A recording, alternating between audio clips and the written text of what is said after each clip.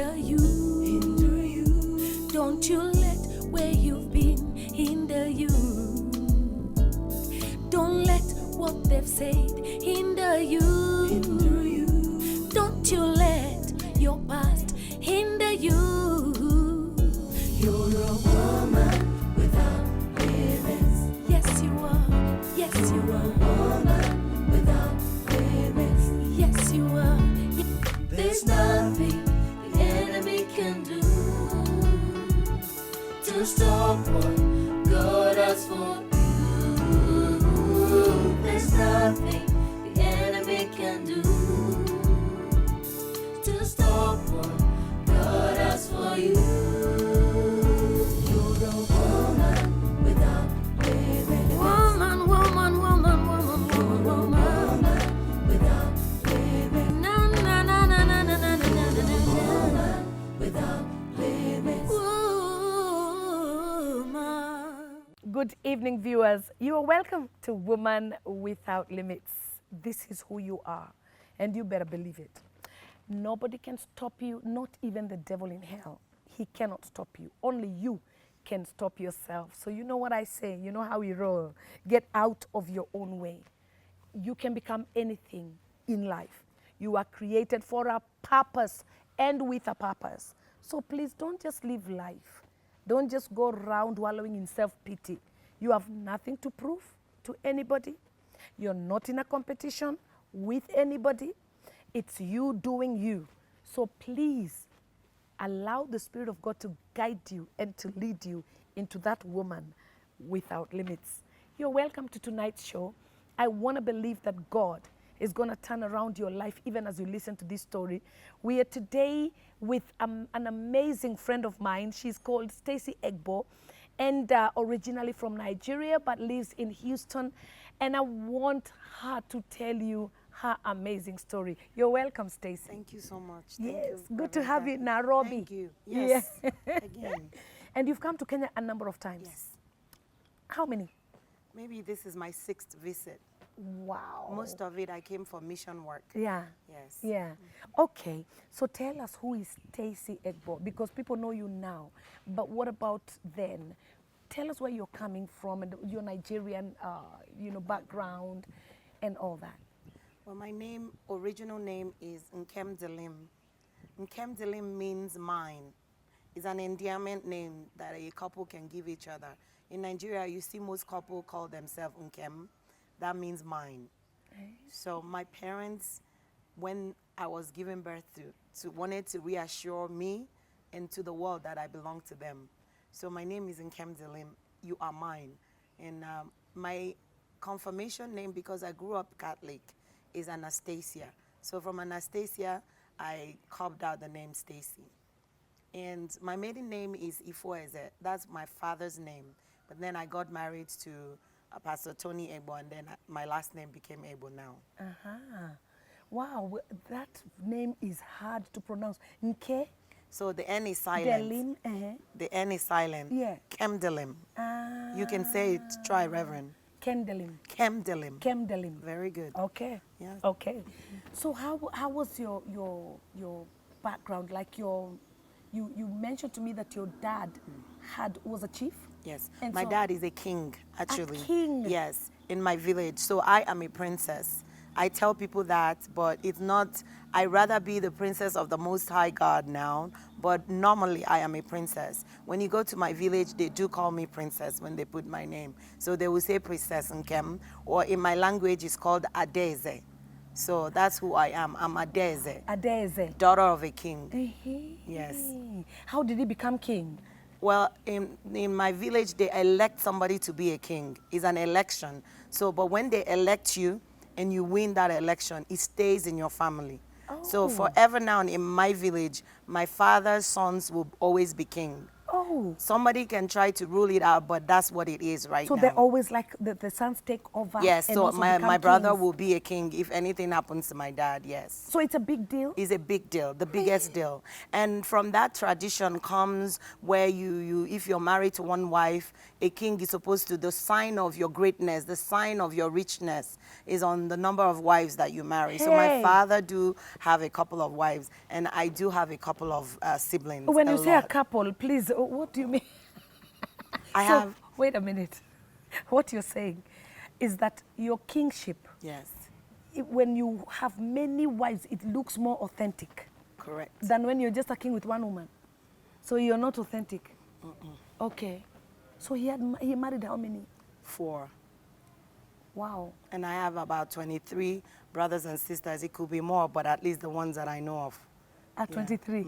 Did you grow up together? Yes. Were they all together? All together. Like in one house? In one house. What do you mean? I'm not kidding. So, and that's what shapes you as a human being. That you have to pick up yourself and say, in the midst of all this, I have to find who I am. I have to find my purpose. Because there are so many people to take care of. You can't wallow in pity. When is it going to get to my turn? Right. You must be confident, know who you are.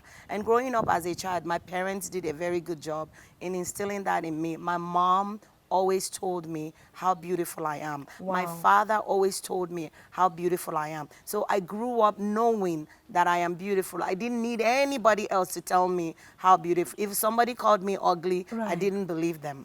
So those foundations helped me throughout life because it was a struggle. It was not easy at all. But that was the foundation my parents laid Right. that got me to survive through all the things growing up in life. So let me ask you, like, were they paying attention to all the 23 children like that? So every wife had their own children. Right. How many did your mother My have? mom had 8, and she has the largest. And my mom had all 8 of us before the others. So all my 8 siblings are older than all the others. Oh, your mom is the first wife? Yes. Aha. How did she feel about all these other wives coming up? Well, it's part of the tradition. So that's So what you signed up. You line up and, Yes. and toe the line. And find yourself. And she took courage in us. Watching my mother grow up also, again, shaped my life in how I see things. You know, how you respect your husband, how you mixed with other people, how you have an open heart. My mother had an open heart. She loved so many people. We lived with so many people. Now, you have to realize I had a lot of siblings, Right. but I had lots of cousins and uncles and aunties, and they all lived with us. It was a big house. And all those things still shaped the way, because you never know what you're going to see at the end, you know, where you are right now. Right. But God knew all that before and start shaping you little by little. But so let that me you ask can- you, Stacy, I mean, being so many, were you fighting because you are the older ones, Yes. right? Were you fighting with these other ones? And you There know, will be fights. Uh-huh. And then that's where the parents come in to say that everything in this house belongs to everybody. So that also shaped my training, because now I know how to accommodate other people. Now I know how not to compete with anybody, because I know that what is mine is mine. I will get to it. I just need to work hard. Right. So did you all go to school All of us. there in Nigeria? Yes. Uh-huh. So was your father then a rich man? Well, in my village, my father is considered rich. What village is it? My village is called Obelagomana. It's- Obelagomana. Yes. Everything is, oh, okay. It means the little lion. Okay. So everything in Nigeria has a meaning. Yes. Because names, villages, you know, everything has a meaning. Okay. So my dad is the chief or the king of Obelagomana. But then also my dad is a government elected king. So not just for my village, but for my state. So Right. the government also recognizes my dad. So you know what it means to have a title and also to be recognized by the government. So in a way, it means you're rich or you are honored or you're a grand person. Right. Yeah. So when you were growing up, there was no lack in the home. There was Everything lack. was, there was? There was lack. Okay. Of course, there's so many children. There will be lack. But that, again, God just brings you through. Because you get to a place where you said, well, it's not because of my father that I'm alive. It's not because of my mother that I'm alive. I have to find a supreme being that I have to trust, that can cause things to be possible. Because I can see that my parents are limited in the things they can do. And that's what drew me to Christianity. And then, okay, before now even we get to that and your Christian walk and everything, Nigerians are known to be very aggressive. And is it something you're taught? Pastor Esther, you know, Pastor Esther Obasike, my friend, she tells me a Nigerian comes out asking, where is my milk? From the womb. I believe it. Is it that they are taught, or it's just a culture, or because everybody seems to be aggressive?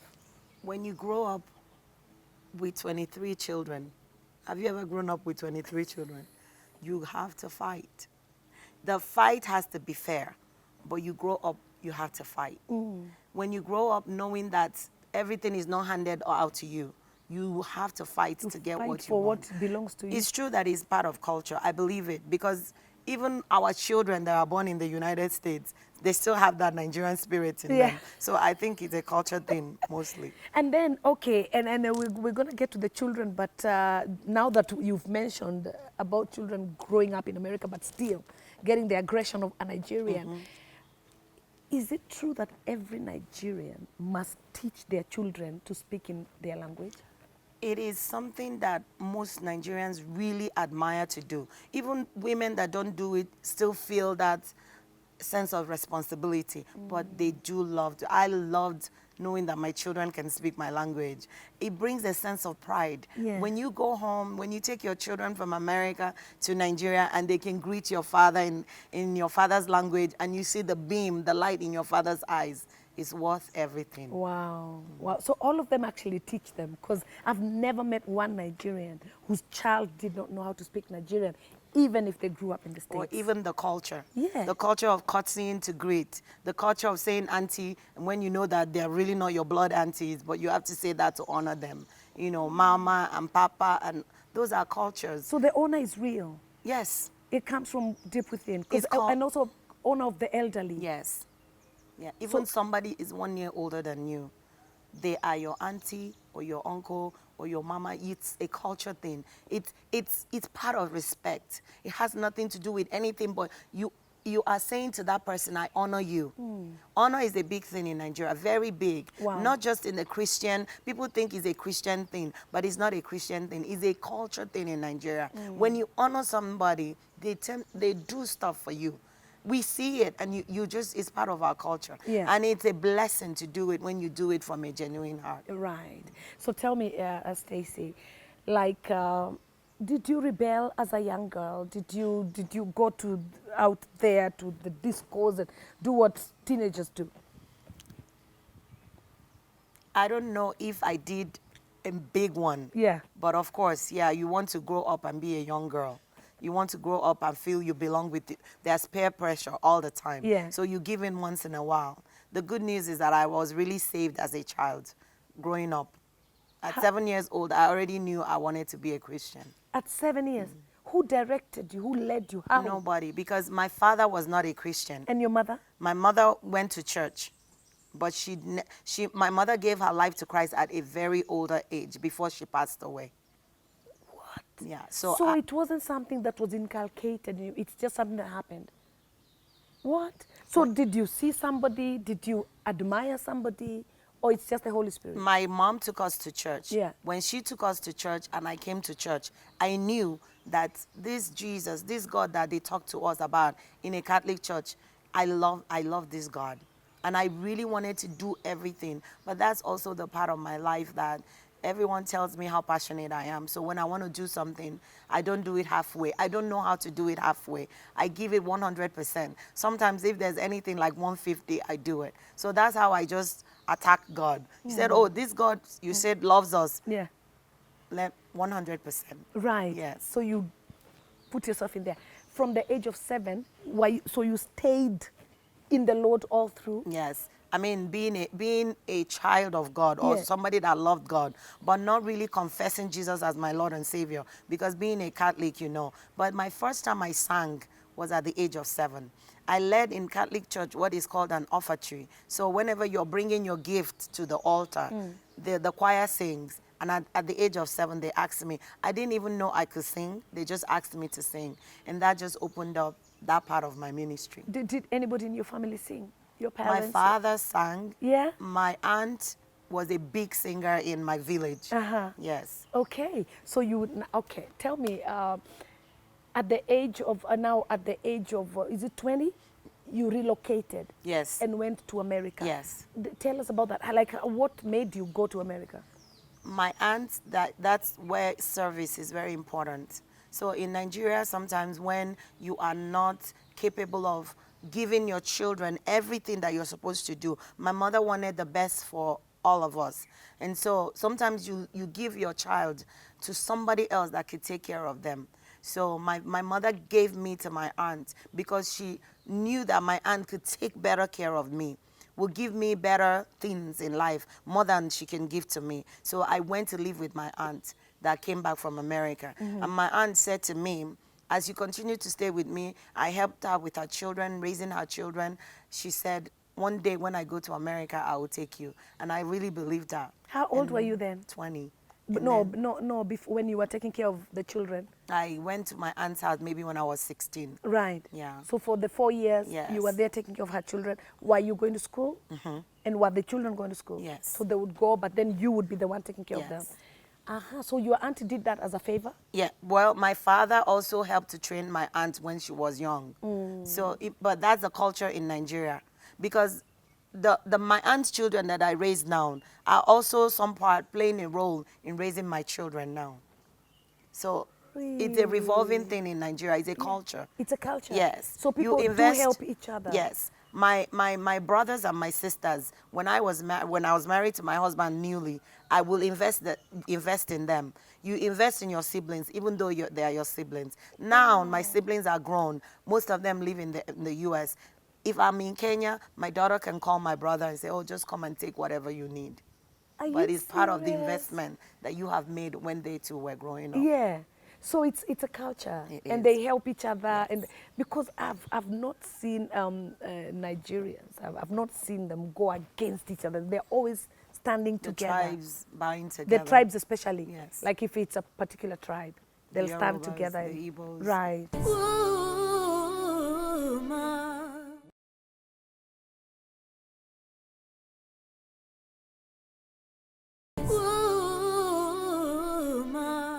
So here you are now at 20. You've relocated. You're in the States. Tell us about that. Well, the first time I came, it wasn't an easy thing. It was a miracle. Another time, another place, I'll share with you how I got my visa. God did it. I came.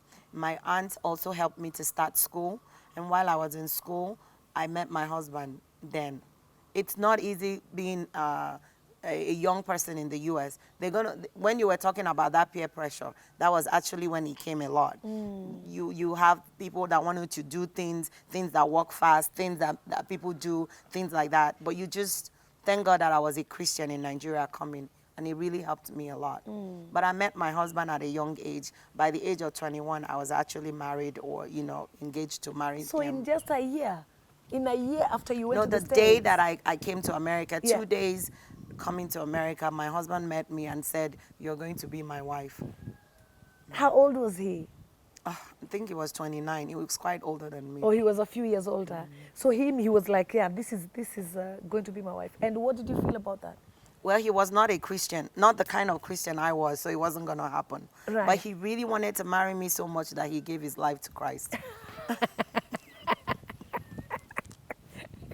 Yes. So did you introduce him to your aunt? Yes. And your aunt said, And it's he okay? has to do the Nigerian thing, buy my aunt's favor. That's also a Nigerian thing. If he were my dad, go visit my dad, give my dad gifts, just do everything to get the approval. Right. But once my aunt approved, my aunt went to Nigeria and told my dad and my mom. That you met someone? Yes. And that he's a nice guy? Yes. So he's from Nigeria too? Yes. Are you from the same village? No. Are you Well, the we're same from tribe? Yes. You're from the same tribe? Yes. Okay. And my mother always prayed for me that I'll marry somebody from my tribe, from somebody that can relate with them, somebody they don't have to have difficulty relating to because of different cultures. Right. Yeah. Okay. So you now got married at a tender age. How was that? Like you're still trying to get used to this culture. Yes. Then there's marriage. Then how did you maneuver through that? Difficult. It was difficult. Very difficult. Tell us about it. I didn't have my mom to guide, because you know, when you have your mom, you run to your mom. Whether it was a good thing or bad for me then, I never really know. But it wasn't long then my mother passed away. So it was very difficult. First 2 years of my marriage was very difficult. So God actually was everything to me at that moment, because my relationship that I have with God now, people said, oh, Stacy, you love God so much, was when I had nobody, literally nobody. My God was everything.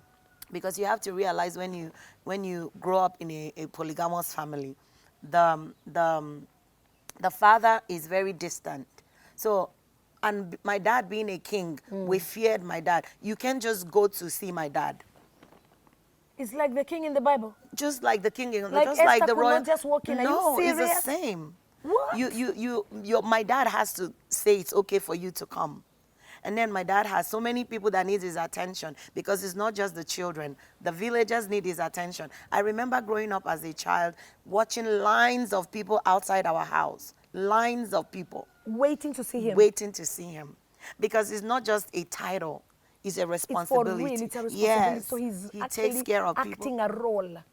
He's a father to so many. Yeah. And my dad also cherished that title so much, and the responsibility that he brings.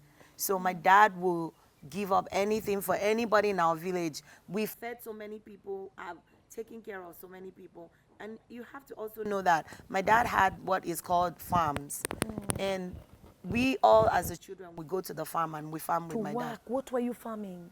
We have, my dad has like a cotton plant and cocoa plant and yams. Yeah. And cocoa yams. I remember cocoa yam very well. And we have lots of cashews, you know, just you farm.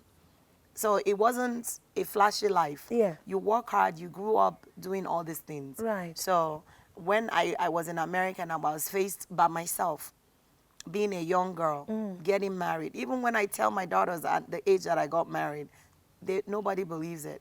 Right. But I wanted to be secured. I wanted to be covered. I didn't want to be a young girl growing up in America and be exposed to so many things that could happen. And you're so pretty. And then that was my prayer that my mom prayed for me. I remember the last time I saw my mom at the airport seeing me off. Yeah. She had kissed me. I still remember it. And she told me, she said, I really want you to get married fast. Yeah. I don't want you to wait to get married. I want you to. So it's my heart to make my mom happy. So once I met my husband and he was going the whole ropes to marry me, knowing how young I was. Yeah. When I said yes, it was out of two reasons. I loved him and I also wanted to make my mom happy. I didn't know it will be a short time that my mom will be alive. And one of the greatest things that gave me joy is that I got married before she passed away. Did she see your husband? She saw she met my husband. She met my husband and she saw me pregnant. She didn't meet Ashley, my first daughter. She passed away before she could meet her, but yeah. But she left you pregnant? Yes. Oh, what killed her?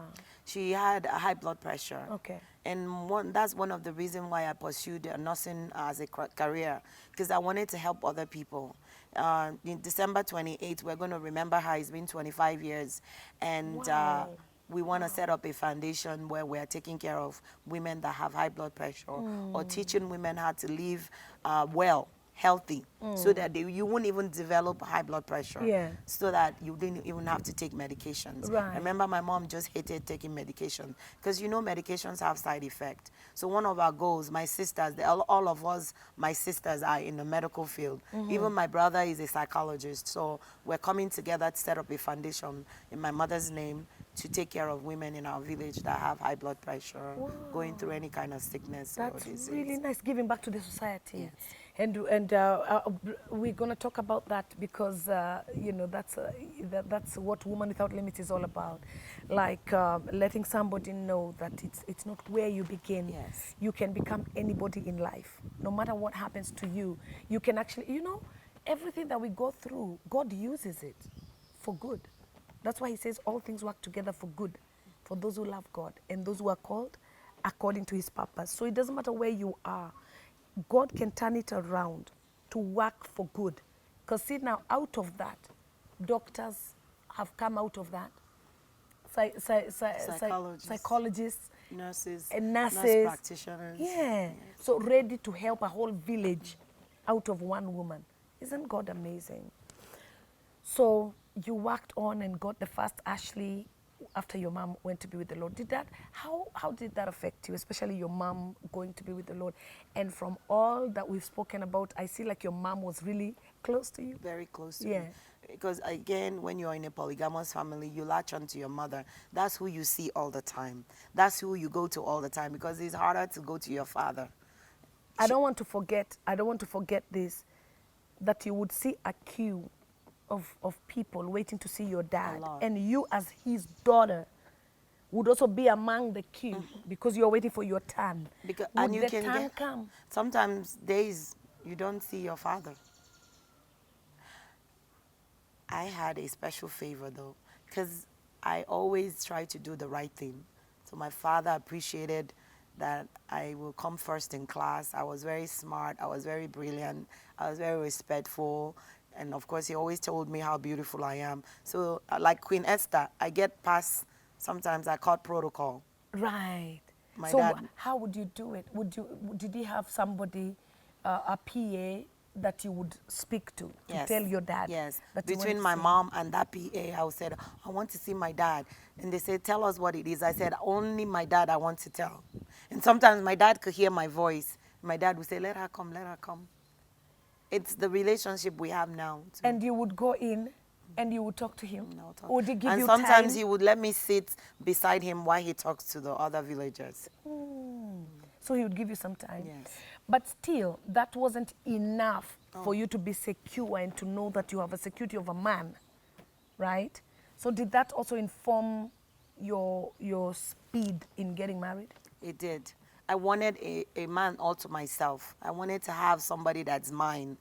And so that was it. And you know, sometimes when you develop that kind of relationship, or you come from where you're wanting so much, you squeeze life out of that person. I wanted attention. My father gave it to me, whether it was a little bit or more, whatever. Right. I just wanted it. And I felt like if I get married, I'll really have mine.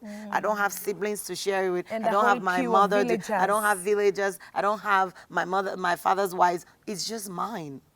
So I poured everything into it. Finally, now I have what is mine. Right.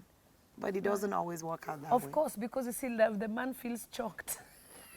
I mean, I'm just imagining that, you see, if our desires and our delight and everything should be for God. And then God says, delight yourself in the Lord and let your heart observe. Let your eyes observe his ways. Because it's the delight in the Lord that commands everything else. But when our delight is switched to this man, we can tire him or choke him with I want attention, you know, like. But so you learned. I did. Eventually. Eventually. Yeah. Through trials and errors. Yes. And running back to God and saying, help me. Where am I going wrong?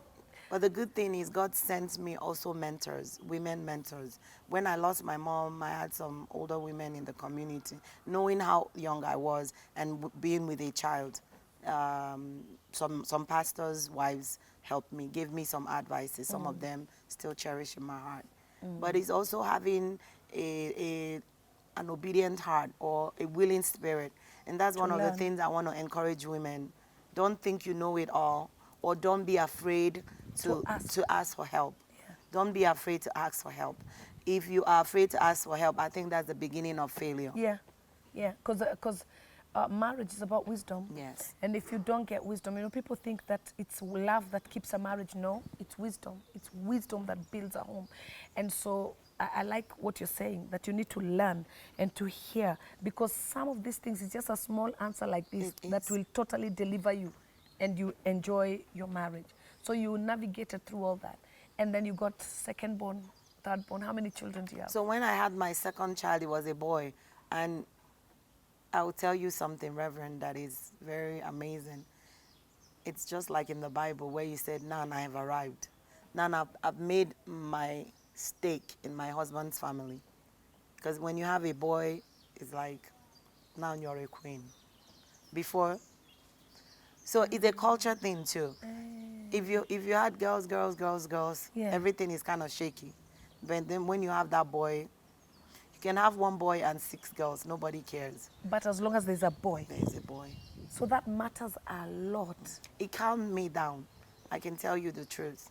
When I had my second child and he was a boy, I calmed down. I didn't feel the need of pressure. I didn't feel the need of pleasing everybody. I didn't feel the need of status quo, of making up, of doing things, you know, extra to fit in. Yeah. So it calmed me down. So, and just again, like in the Bible, you get to a place where you said your husband loved you more. Not that he didn't, but you could feel the love more. Because my son, that's what I heard. Right. Yes. So he was too excited. Yes. Right. Did you get another boy after that? Yes. How many babies do you have? I do have 5. So I had 2 more girls than a boy. My last is a boy. So you have 5. 2 girls, 3 2 boys and 3 girls. 3 girls. And 3 girls. That's awesome. So you got used to the States and loved it and all that you got through the culture shock. Did you ever go back home? Yes. How often? Well, when my mother died, like I said, it was a long process for me to go back home. I wasn't there when she was buried, so it really broke my heart because I never did had a closure of losing my mom because I didn't never see her. So it's very weird, Reverend, that I still kind of think that my mom was alive, that all this was a joke, that somebody was lying to me. I just wanted to see her. I just wanted to go back to Nigeria, and if I don't see her welcoming me, then I will believe. And it's such a traumatic experience, and I just want to share from that point because it's a big thing that happened in my life where I didn't get a chance to grieve my mom. And it started turning me into this kind of a bitter person or an angry person or a sad person or a depressed person. I went through so many emotions and I had a child and I didn't know then that plus my grief and the fact that you have a postpartum depression, that you also had a baby. So I was one of those women that suffered severely from postpartum depression. And when I had my second child, it just increased because again, I had not really grieved my mom. It took a while before I could go to Nigeria and see her grave, but it was only a grave that I saw. Yeah. I still missed my mom so much because my mom and I work in so many projects together. That's how because she was very young when she gave birth to me. So we're not really that much in age. So me growing up, when I was 16, my mom maybe was like 32 or 33. So me and my mom when we take pictures, people always say we look alike. Is she your sister? Yeah. So it took a lot from me. So and she was also like a 16-year-old. Yes. And I didn't grieve very well. So it matters that, again, we need to seek help. We don't need to be afraid to seek help. It will not diminish who you are. Right. But it can destroy who you are. So you need to grieve when you need to grieve. Yes. You need to mourn. Yes. So don't ignore it and act like you're okay. And meanwhile, it's eating your inside.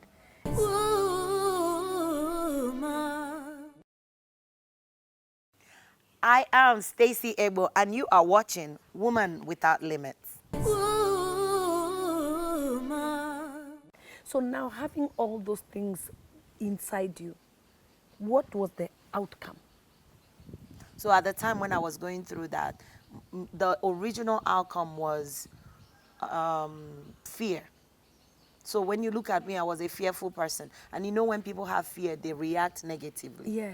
Fear comes with negative reactions, negative attitude. And people think something is wrong with you, that you hate the world. And literally at a point, I felt like I hated everybody. Because everybody is smiling and I felt like, what are they smiling about?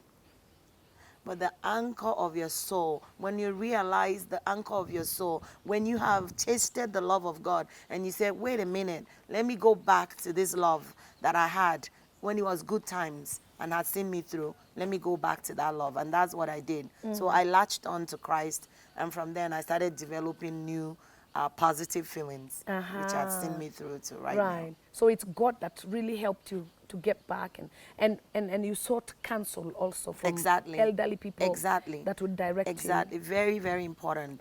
God works in human beings. We have to understand that. God has worked through you, Reverend, to teach me so many things. We have to realize that. Don't look up in the sky and keep looking up in the sky. Actually, there's nothing in the sky. God uses people. God is here. The kingdom is in us. He's going to send help in somebody physical or in something physical. So he uses people. Don't discard or Some discredit. people are so spiritual. If God doesn't speak to me, I hear from heaven, I'm not going to do it. But so many things can speak to you. God can even use a baby. That's what I'm saying. To come and tell you Birds, 1, 2 things that will the deliver trees, you. And the sun and the everything to speak to you. You know? Yes. And so here you are now in ministry. How did you now end up in ministry? So when God is building you up through trials, through tribulations, the things that you have gone through, the negative things, it birthed something out. When you realize that all these things were not there to kill me, they were not there to limit me. They are there for me to just help myself, help my children, help my family, help the community, help the world. That's the reason why we go through the things that we go through. Amen. The devil meant it for evil, but God meant it for good. And God meant it to be used to be a blessing to another person. For his to glory. pull somebody out of their merry clay so that God can set them on a solid rock. And at the end of the day, the world will say, we give God glory. Amen. That's it. Amen. So that's why ministry just happened. Ministry happened because of that support system, which we are poured into. I was telling somebody that sometimes we want to draw from emptiness. You haven't given anything. You haven't served. You haven't served. I served with my pain. I never said I'm not going to church for one day. No matter all those trials, no matter the pain, I was in a lot of pain. I never not go to church because I knew no matter what, help is in the church. Help is in the words my pastor is preaching. Help is in the music, in the worship that we're going. Help is in the prayer. Help is in the interaction of the church members. So I went to church. And from then on, the pain started getting less and less and less and less. But I kept serving. Never had an excuse for not serving. But like I said, the things that God prepared you for, when you, later in life, now I went through a major trial again in my life. And you know what, Reverend? I drew from all those times when I had gone through that as a young person, as a young woman. It was the same strength, the same learning experience, the same way that I sought after God was what helped me when I just went through a trial lately in my life. Wow. So you continued serving with all your heart and loving no matter what. And then how did you get into music? Now you have your own CDs, and then we're going to talk also about your ladies ministry and all that, and how you, music. How did you get into so that? As a child, I told you that first time I sang, it was not a big deal. When I went to high school, one way or the other, they always still draw me into singing. I was also part of the choir. And then when I went to college, I really gave my life to Christ. When I gave my life to Christ and became born again, you know, with Pentecostal, there is praise and worship, there's a lot of singing. I joined the choir. I was doing very well in the choir. And then one day, one our pastors came and said, we're going to anoint you to be a praise and worship leader. I said, what is praise and worship? Because I just thought you're in the choir to sing. But they differentiated it and explained to me that choir is a group of people just singing to bless the church. But a worship leader is who leads people before the presence of God. And so that ministry developed because my pastors prayed over me, spoke over me. One of my pastors, Pastor Tom, told me that God has given you a ministry to bring a smile to somebody's face. I never knew what that means, but it's a facet of ministry, Mom. It's not just about singing. I thought I was going to be a big artist singing all over the world. But what God is saying is that I'm going to take a little bit of all your ministry because there are facets to it. But at the end of it, will be to put a smile on somebody's face. So I see myself what I'm doing now, whether I am leading worship, whether I'm doing the Just Do It conference for women, whether I'm doing mission work, whether I'm being a nurse, whether I'm being a mom, whether I'm being a sister, whether I'm being a minister at church, I am putting a smile on somebody's face. Wow. And you give to the community a lot. A lot. Like you go and give medicine and all the free medication. Would you tell us about that? Like you go all over the world. Yeah. There's an incident that happened in Houston called Katrina. I don't know if people know about Yeah, it, yes, but they it was do. a hurricane that happened and almost wiped off a city of New Orleans. And I was in nursing school then, and I told myself that there has to be more for me to be a nurse. I've always admired medicine without borders, doctors without borders, all those kind of things. I just said I wanted to do that, and that gave me an opportunity to serve as a nurse to the community. When I came back from my nursing school, in my church, there's a doctor, Dr. Wale Oladite. He is into medical missions, and we just connected, and I've been serving with him for 12 years now. We've gone to over 30 something countries all over the world, giving free medication, free health care, taking care of people, just doing it. And it's been one of the best experiences of my life. Amen. Like what kind countries have you gone to? We've gone to Nepal. Name a few. We've gone to Nepal. We've gone to India. We've gone to Kuwait.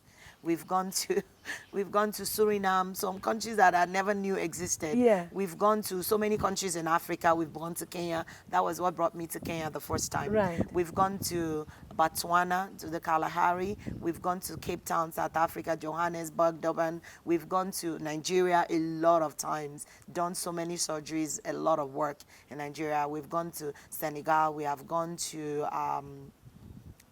we've gone to the Central America, Wow. Belize, so many countries, Wow. Guyana, Grenada, Trinidad, Tobago, Wow. Mexico. Yeah. We've All gone to that just to give Argentina. back. We've gone to Brazil. Yeah. So many countries. So to just give back. And how do you balance then between that, the traveling, because you travel a lot even now. How do you balance between that and family? So I started traveling when my children were actually older. Because people see me and they think I'm very young. They said, oh, you travel. I didn't start traveling until my children were older.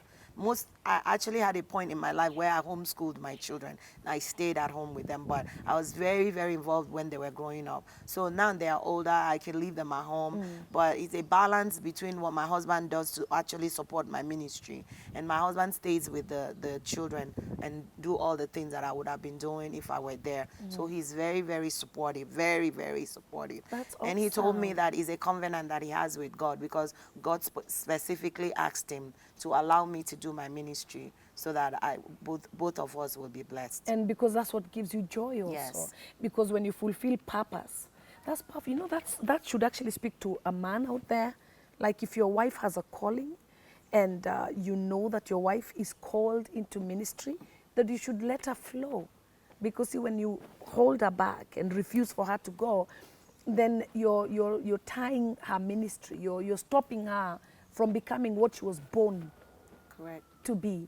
And so it's very beautiful if as a man you can be secure in yourself, in knowing that if your wife has a calling, it's fine. She can flow and still come back to you. That's really powerful. I commend Egbo. Yes. I commend Pastor Tony Egbo. Yeah. And come back to love him some more. I tell him, yes. Yeah. It's not easy. My children, I think, sometimes I feel guilty that they suffer a lot. But when they encourage me and say, Mom, I remember one time we were in the slums in Kenya. What do you call that, slums in Kenya? There are many Kibera. Instead, it's the biggest. Yeah, that's Kibera. Yeah. So, and I was washing, God instructed me to wash the feet of some of the women that came. In 3 days, we saw over about 3,000 people. We were working long hours. Yeah. And I remember washing the feet of these women. God told me to wash their feet. I washed their feet. Their dusty feet. Some of them had no shoes. I literally washed their feet and washed off. Sometimes it takes about 45 minutes to wash one feet. I washed about 10 feet that day, God told me. And the women were ready because each one of them told me that God told them that something's going to happen to their feet. And it was 10. And I remember my daughter seeing that picture. Somebody had taken that picture. And my daughter just cried that day. My daughter Cherry said, Mom, which mom goes to Africa to wash people's feet? Mom, your hands, you washed their feet. And so those are the little moments that it's worth whatever you're doing. You say, okay, it's worth it. Yeah. Yeah. So then we go to Just Do It. How did you come up with Just Do It? So mentorship has played a lot of role in my life. You have been one of my mentors. I've looked up to you. Without knowing you, I've searched, and that's another thing. Women, you need to read, you need to You need to watch what other women they are doing, how they become successful. Watch Women Without Limits. Hear the testimonies, the stories. It helps a lot to bring you out of where you feel you can do anything. So mentorship played a big role. And God also told me that from what I have benefited, you also need to give from that. If you have money, God wants you to give your money. Right. If you have time, God wants you to give your time. If you have a smile, God wants you to give your. Wow. God always wants us to give out of the abundance of what is inside of us. So Right. mentorship meant a lot and worked so well in my life to structure me to the woman that I've become. So I said the least I could do is to be a mentor to other people. So I tried with 10 women. I said, okay, let me bring 10 women. I didn't have big visions. I didn't have big goals. Yeah. So these 10 women, I said, I want to encourage you, because when somebody encouraged me, I feel myself that I can conquer the world. So I just said to them, you can do anything. Right. And list all your goals, list all your visions. These 10 women, we all listed all the things that we wanted to do. Within a year, we all accomplished all the goals that we have written. And from then, I feel like, okay, it's 10. Maybe we can do 20. Maybe we can do 30. Right. And now we're serving over 600 women doing Just Do It conference. And it's been amazing. It's been amazing. And the testimonies are just rolling in. Yeah. And having somebody like you come to share and open up the eyes of people in different directions. Right. And just give them that. Because Yeah. sometimes women just need a Oof. pick me up. Yeah, Yes. get up. You can do it. Yes. There's a lioness in you. Let's do it. Yeah. Let's do it. You can do it. And that's all they need. And I love the way the theme, you know, just do it. Just do it. Yeah. Just do it. Just do it. You can do it. Just do it. Let's do it. Just do it. God's done it. Just do it. He can do it. Yeah. You can do it. That's awesome. That's really, really nice. And where are you going with Just Do It? Well, now we want to start going to other countries, because there are people that cannot come to America all Yeah. the time. And so we want to take Just Do It to them. And it's been a prayer that so many women have been praying. I've gotten requests from everywhere. Just bring Just Do It. Just bring Just Do It. Right. So I'm going to start from home, because Yeah. charity begins at home. Yeah. So I think I'm going to go back to Nigeria and do a Just Do It Oh, conference wow. there. Yes. In Nigeria. That is awesome. You're going to do it near your village? In my city Yeah. where I grew up. Because What- I have to give back starting from there. And the city is where? Enugu. Enugu. Yes. Ah. Yeah, you said it right. I've heard somebody say Enugu a Yes. couple of times. It's a big city. It's a big city. Oh, okay. Smaller than Lagos, of course. Yeah, definitely. Lagos. Lagos is Is huge. Lagos not bigger than Nairobi, Yeah. correct? Lagos is big. Right, right. Okay, so Stacy, there is a woman out there right now who is struggling and wandering in life and looking at you and thinking, wow, and asking themselves questions, will I ever be, can I ever do? What would you advise them, just looking at that camera and talking to a woman out there? Women, you are without limits. We can never say it enough. There's so much potential inside of you. If you can just realize the fact that a woman is designed to carry a child, and a child can grow up to be the president of a nation, that came out of you.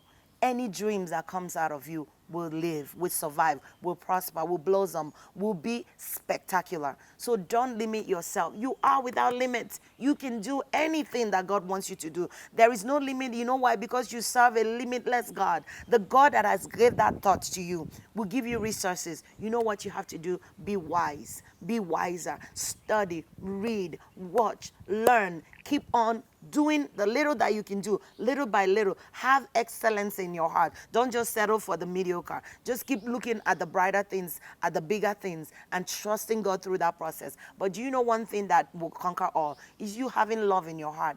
Forgetting hatred, forgetting negativity. Have love in your heart. With love, your faith develops. When your faith develops, your patience develops. When your patience develops, you begin to have more wisdom. You begin to trust. You begin to hope. You begin to believe that anything can be possible. I know it's possible because we serve a God who loves us tremendously and who wants to give us everything that is best for us. My prayer for you today is Jeremiah 29:11, that you would trust that God has plans for you, plans to prosper you, to give you a hope, and a hope that will not be cut off, and it will be well with you. Just go do it. Amen. Amen. That's awesome. That's very, very beautiful. I totally believe, Stacy, that somebody's life will be totally changed. and her destiny will be altered. And thank you for giving back to society, even medically and spiritually and physically. And all that you do is not in vain. Amen. I know that as you touch her life, you touch God's heart. And that's a woman without limits for you. Don't just sit there. Don't you wallow in self-pity. There is greatness in you. It doesn't matter what you're going through right now. There is something that God created you for. Find it and you'll be fulfilled in life. May God bless you, watch over you. Have the most amazing week. You are a woman without limits.